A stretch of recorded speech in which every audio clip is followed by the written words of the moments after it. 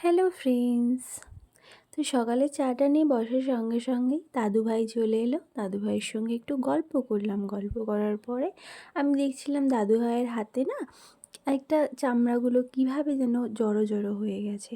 তো দাদুভাইকে জিজ্ঞাসা করছিলাম, এইগুলো কি? দাদু বলো, দিদিভাই বয়স হয়েছে তো তাই। দিয়ে একটু কথাবার্তা, আমি একটু চা খেলাম, তারপর ব্যালকনিতে গেলাম। ব্যালকনিতে গিয়ে দেখলাম খুব সুন্দর একটা ফুল নিচ্ছে। ঝুনু বাবা কি করছে। আমি দুটো কাটিং লাগিয়েছি, যদি কাটিংগুলো হয় তাহলে তোমাদের সঙ্গে শেয়ার করব। আর সেহেতু সানডে ছিল, আমি একটুখানি মটরের তরকারি করছিলাম, যেটাকে বাংলায় বলে ঘুগনি। তার জন্য মা সমস্ত কিছু রেডি করে দিয়েছিল, আমি শুধু রান্নাটা করছিলাম। তারপর মা গরম গরম লুচির সঙ্গে ঘুগনি দিয়ে দিল, সবাইকে দিয়ে দিলাম, দাদু ভাই বাবাকে সবাইকে দিয়ে দিলাম। সবাই খেয়ে বললো খুব সুন্দর হয়েছে। যেহেতু আমি রান্না করি না, সেহেতু সবাই আমাকে বলে যে আমি খুব সুন্দর রান্না করছি। তারপর মা চলে এলো।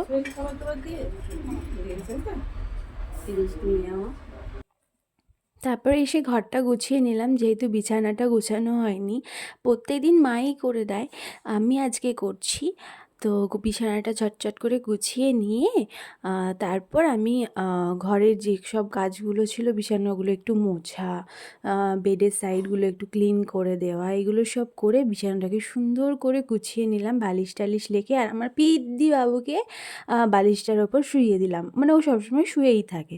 তারপর বিকেলবেলা একটু রেডি টেডি হয়ে, মাসকারাটা পরতে ভুলে গেছিলাম, বিকেলবেলা একটু রেডি টেডি হয়ে একটু মেলায় যাব, তাই জন্য একটু ঝটঝট করে রেডি হয়ে নিলাম। সুন্দর করে রেডি হয়েছি। আর যেহেতু ঠান্ডা, একটা মোটা জ্যাকেট পরে নিয়েছি, আমার আবার ঠান্ডা লাগার একটু ধাত আছে। তো গিয়েছিলাম মেমারি বুক মেলাতে। তো মানে মেমারি বই মেলা, সেটা ভালোভাবে বোঝা যাচ্ছে না। চলো টাটা, বাই বাই।